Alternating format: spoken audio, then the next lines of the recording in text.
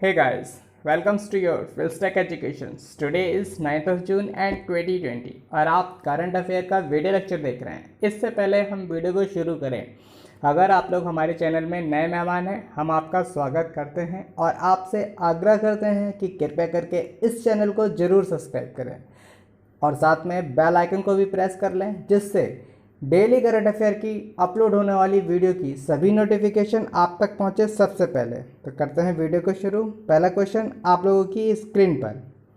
हाल ही में MG Motors ने किस कंपनी के साथ इलेक्ट्रिक कार की फास्ट चार्जिंग के लिए एमओयू साइन किया है?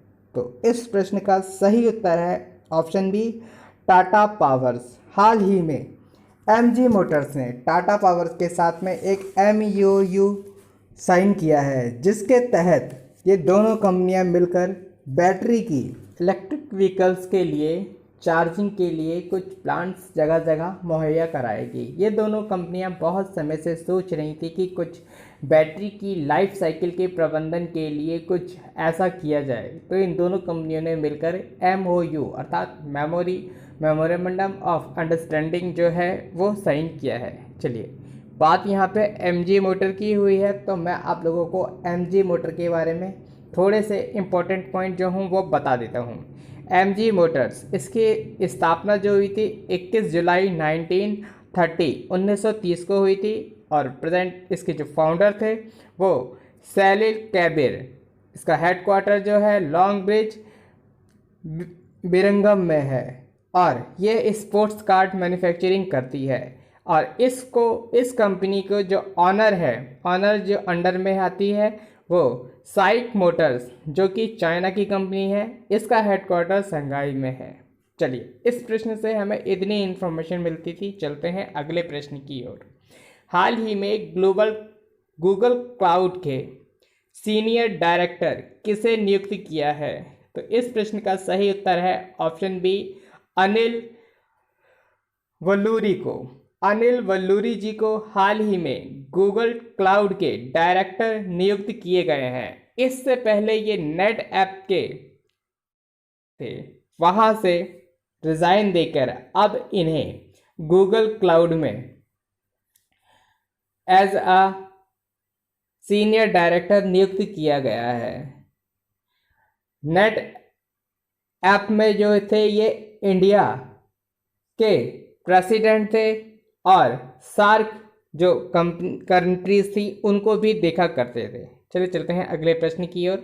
अगला प्रश्न, हाल ही में विश्व महासागर दिवस अर्थात वर्ल्ड ओशियन डे कब मनाया जाता है?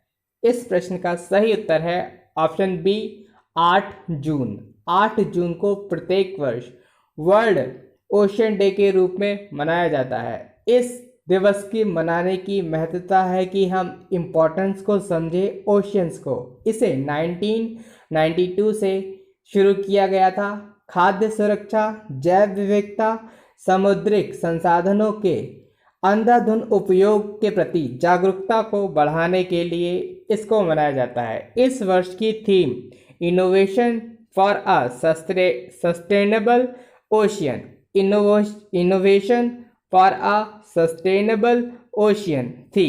चलिए चलते हैं अगले प्रश्न की ओर। हाल ही में दुनिया का सबसे बड़ा प्लेटफॉर्म कहाँ बनाया जा रहा है? तो इस प्रश्न का सही उत्तर है option B, Hubli railway station.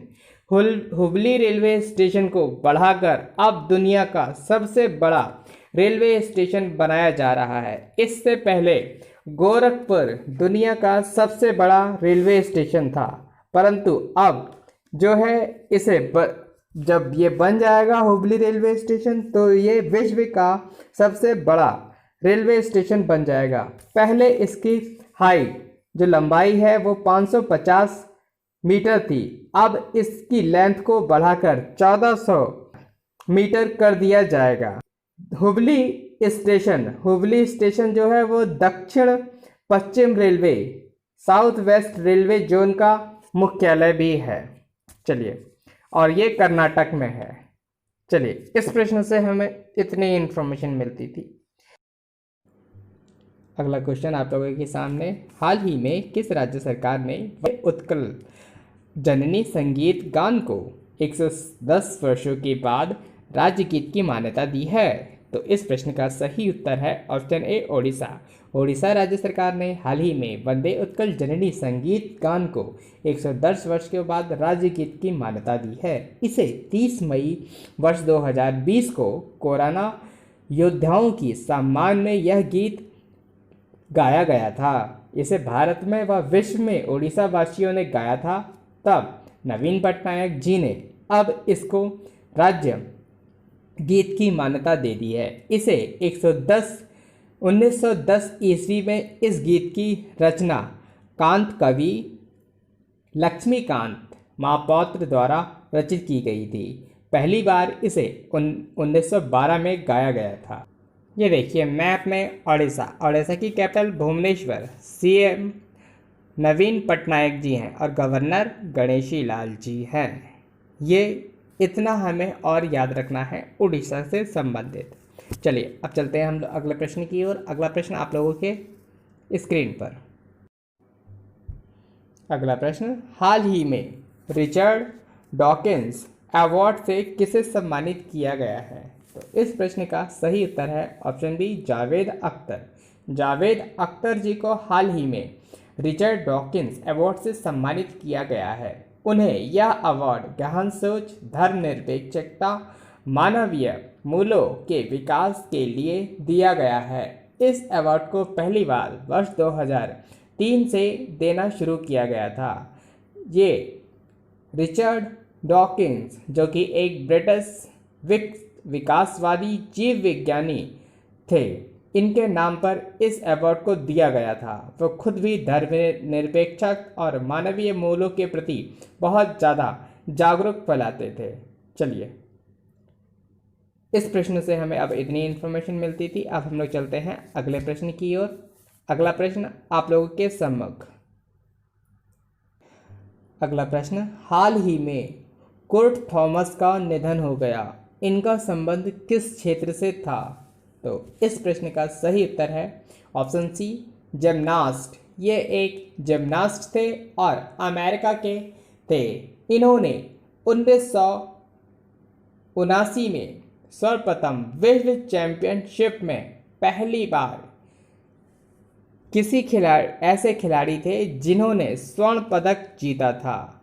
जब इनकी मृत्यु हुई तब वे 64 वर्ष के थे। ये अमेरिका के थे। बात यहाँ पे अमेरिका की हुई है तो मैं आपको बता दूँ, अमेरिका की जो राजधानी है वाशिंगटन डीसी है। एट प्रेजेंट टाइम में वहाँ के जो प्रेसिडेंट हैं डोनाल्ड ट्रंप हैं और वहाँ पे US डॉलर चलती है।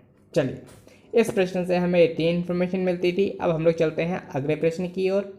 अगला प्रश्न आप लोग के सम्मुख। World food and safety day कब मनाया जाता है? World food and safety day, इस प्रश्न का सही उत्तर है 7 जून। 7 जून को प्रत्येक वर्ष हम लोग world food and safety day मनाते हैं। इस दिवस को मनाने के पीछे खाद्य सुरक्षा और पौष्टिक खाने के प्रति जागरूकता को बढ़ाने के लिए यह दिवस मनाया जाता है। इस दिन को मनाना, देखिए इस दिन को कौन कौन मनाता है मैं आपको बता दूं। इस दिन को WHO और FAO दोनों एक साथ मिलकर बनाते हैं। WHO अर्थात वर्ल्ड हेल्थ ऑर्गेनाइजेशन और FAO food and agriculture organisation, ये दोनों एक साथ मिलकर बनाते हैं। चलिए इस वर्ष की जो थीम थी फूड सेफ्टी एवरीवन्स बिजनेस, ये इस वर्ष की थीम थी। आप हमेशा थीम याद रखिएगा, थीम ही पूछी जाती है। चलिए इस प्रश्न से हमें इतनी इन्फॉर्मेशन मिलती थी। अब हम लोग चलते हैं अगले प्रश्न की ओर। अगला प्रश्न आप लोगों की स्क्रीन पर।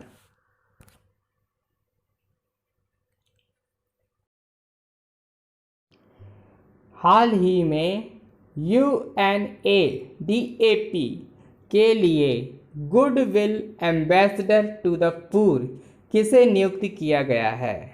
तो इस प्रश्न का सही उत्तर है M Netra. Option A M Netra. M Netra ji, इनकी तस्वीर ये आप चित्र में देख रहे हैं, एम नेत्रा जी की तस्वीर है। इनको इस वर्ष का goodwill ambassador to the poor नियुक्त किया गया है। इन्होंने अपनी बचत में से लगभग 5 लाख रुपए गरीब लोगों की मदद करने में खर्च कर दिए कोरोना वायरस की महामारी के दौरान। तभी इनको इस वर्ष goodwill ambassador to the poor नियुक्त किया गया है। अब यहाँ पे एक टर्म आया है UNADP, तो इसके बारे में मैं आपको बता दूं, United Nation Association Development and Peace है। चलिए, इस प्रश्न से हमें इतनी इन्फॉर्मेशन मिलती थी। अब हम लोग चलते हैं अगले प्रश्न की ओर। अगला प्रश्न आप लोग की स्क्रीन पर। हाल ही में आई रिपोर्ट के अनुसार वर्ष 2012 से 2019 तक भारत में कितने बाघों की मृत्यु हुई? तो इस प्रश्न का सही उत्तर है ऑप्शन सी, 750। हाल ही में जो रिपोर्ट आई है उसके अनुसार लगभग इन 7 वर्षों में 2012 से 19 तक में लगभग 750 बाघों की मृत्यु हो गई है, वो भी शिकार के द्वारा।